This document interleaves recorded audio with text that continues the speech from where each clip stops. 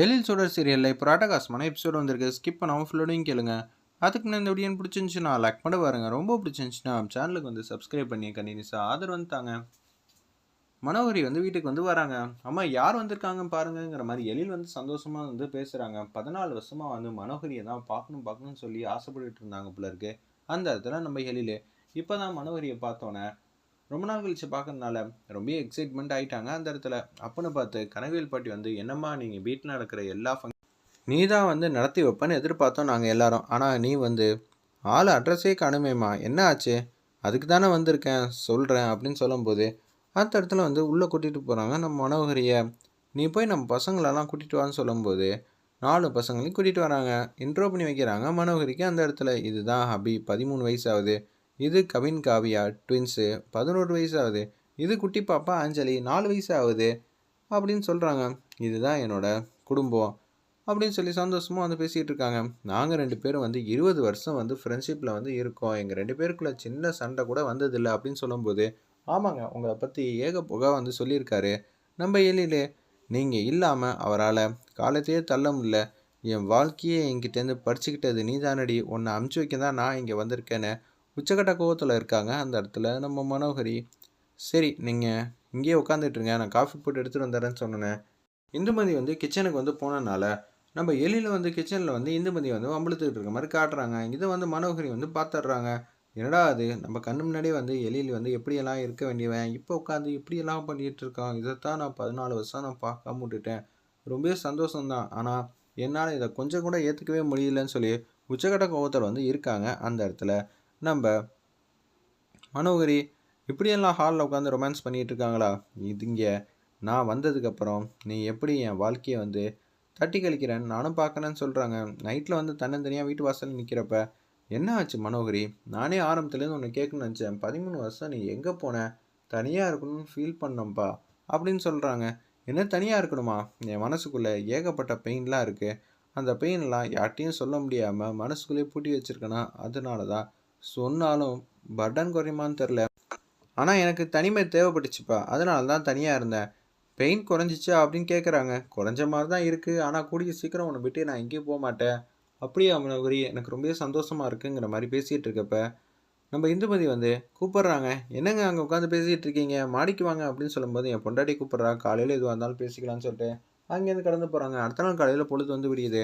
அப்பன்னு பார்த்து அவங்களுக்கு மதர் வந்து ஃபோன் அடிக்கிறாங்க. நம்ம இந்துமதிக்கு ஃபோன் அடித்தோன்னா சந்தோஷமாக வந்து ஏதோ சர்ப்ரைஸ் பண்ணலான்னு சொல்லிட்டு தான் அங்கேருந்து கிளம்புறாங்க போல இருக்கு. ஒன்று அவங்க அசிஸ்டண்ட்டுக்கு வந்து ஃபோன் அடிக்கிறாங்க. டேய் இவ தாண்டா வந்து இந்துமதி, இவளை பத்திரமா வந்து பார்த்துக்கங்கடா அப்படின்னு சொல்கிறாங்க. சரிங்க, நீங்கள் சொன்னதுக்கப்புறம் என்னங்க இருக்குது, நான் வந்து கவனமாக பத்திரமா வந்து பார்த்துக்கிறேன், நீங்கள் எதுக்கும் கவலைப்படாதீங்க அப்படின்னு சொல்கிறாங்க. சரிடா, உன்னை தாண்டா மழை பூரா நம்பியிருக்கேன். இந்த விஷயத்த வந்து யாராலையும் கண்டுபிடிக்காத அளவுக்கு பண்ணு. யாரும் கண்டுபிடிச்சிட போகிறாங்கடா. ஃப்யூச்சரில் வந்து எத்தனை வருஷம் கழித்து தேடினாலும் எதுவுமே தெரியக்கூடாது. அதுக்கு தான் நான் உன்னை கூப்பிட்ருக்கேன்னு சொல்லி பேசுகிறாங்க. நீங்கள் ஆசைப்பட்ட வரியை நான் கரெக்டாக வந்து செஞ்சிட்றேங்க. என்கிட்ட பொறுப்பு கொடுத்துட்டீங்கல்ல, இனிமேட் கவலையே இல்லை. நான் என்ன எப்படி நல்லா பார்த்துப்பனோ அதை விட சூப்பராகவே உங்களுக்காக இந்த விஷயத்தை வந்து செஞ்சு தரேங்கிற மாதிரி அதடியாக வந்து சொல்கிறாங்க அந்த இடத்துல. நம்ம மனோகரியோட அசிஸ்டண்ட் அவங்க மாட்டுக்கும் கார் நம்பர்லேருந்து எல்லாம் சொன்ன நல்லா வெயிட் பண்ணிகிட்டு இருக்காங்க. நம்ம இந்துமதி மாட்டுக்கும் காரில் வந்து போயிட்டே இருக்காங்க. டேய் இந்த கார் தாண்டா, இந்த பொண்ணு தாண்டா, ஃபோட்டோவையும் செக் பண்ணியாச்சு. அப்படி இருக்கும்போது இப்போ நம்ம என்ன பண்ணணும்? அண்ணா எனக்கே கொஞ்சம் பயமாக இருக்குண்ணே. ஃப்யூச்சரில் மாட்டிக்கிட்டா என்ன பண்ணுறது? ஃப்யூச்சர்லையா? அதுக்கெல்லாம் மாட்டிக்கலாம் வாய்ப்பே இல்லைடா. நான் சொல்கிறத மட்டும் கேளு, செஞ்சுட்டா போதும். நீ தேவையெல்லாம் பர்ஃபார்ம் பண்ணிக்கிட்டுலாம் இருக்காத. சரிண்ணே, நீங்கள் சொன்ன மாதிரியே வந்து நான் செய்கிறேண்ணே. செஞ்சா எனக்கு பேமெண்ட் தந்துடுவில்ல? டேய் உனக்கு காசு தராமல் வேறு யார்கிட்ட தரப்போகிறேன்? நீ தாண்டா மெயின் ட்ரம் கார்டை, நான் சொன்னது சீடானோன்னே அப்படியே ஃபாலோ பண்ணிகிட்டே இருக்காங்க. இந்துமதி ஃபோட்டோ முன்னாடி நிற்கிறாங்க. நம்ம மனோகரி, என்னடி பார்த்துக்கிட்டு இருக்க? நக்கலா சந்தோஷமா என் வாழ்க்கையை என்கிட்ட தட்டி கழிச்சல, எழிலோட நிம்மதியாக வந்து வாழ்ந்தாச்சுல, நீ பத்திரமா வந்து போ. இனிமேட்டு கவலையப்படாத. நான் இந்த வீட்டையும் இந்த குடும்பத்தையும் பார்த்துக்கிறேன். ஆனால் என்ன, உன் குழந்தைய வந்து எங்கேயாவது வேறு எங்கேயாவது தூரமாக இருக்கிற ஸ்கூலை பார்த்து சேர்த்து விட்ருவேன்.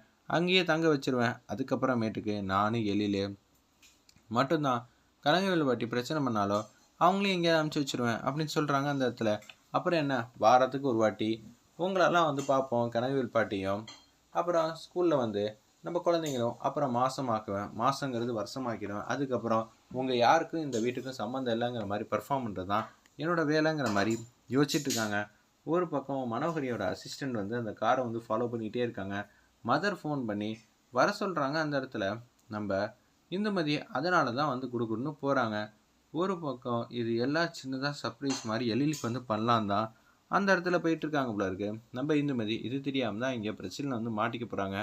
ஆல்ரெடி இந்த பிரச்சனை அடிக்கடி வந்து போலீஸ்கிட்ட வந்து எழில் கேட்டப்போ கூட எந்த பிரச்சனையும் இல்லைன்னு எல்லாரும் முன்னாடி வந்து சொன்னாங்க.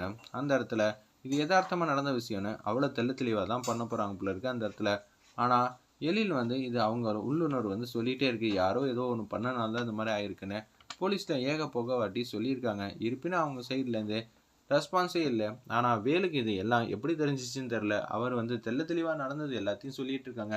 இதை கேட்டோன்னு வந்து பேரதிர்ச்சியாகி நிற்கிறாங்க நம்ம மனோகரி. மேடம், நான் ஃபீல்டு ஒர்க் இறங்கி செய்ய ஆரம்பித்தேன்னு வச்சுக்கிங்களேன், அப்புறம் அவ்வளோதான், எல்லாமே வந்து சூப்பராக கவனமாக இருந்து செஞ்சு வச்சுருவேன், நீங்கள் எதுக்கும் கவலைப்படாதீங்க அப்படின்னு சொல்கிறாங்க. அந்த இடத்துல நம்ம மனோகரிக்கிட்ட உங்களுக்கு எழிலோட சேர்ந்து வாழக்கூடிய வாழ்க்கை முக்கியம், எனக்கு சுடரோட சேர்ந்து நான் வாழக்கூடிய வாழ்க்கை முக்கியம், நம்ம 2 பேரோட எண்ணமும் ஒன்று தான். என்ன உங்கள் வாழ்க்கையில் எழில் வந்து கல்யாணத்துக்கு ஒத்துக்க மாட்டேங்கிறாங்க, என் வாழ்க்கையில் சுடர் வந்து கல்யாணத்துக்கு ஒத்துக்க மாட்டேங்கிறாங்க. ஆனால் 2 பேரோட நோக்கமும் ஒன்று தான். நிச்சயம் வந்து அவங்கவுங்களுக்கு பிடிச்ச வாழ்க்கையை அவங்கவுங்க செலக்ட் பண்ணுவாங்க.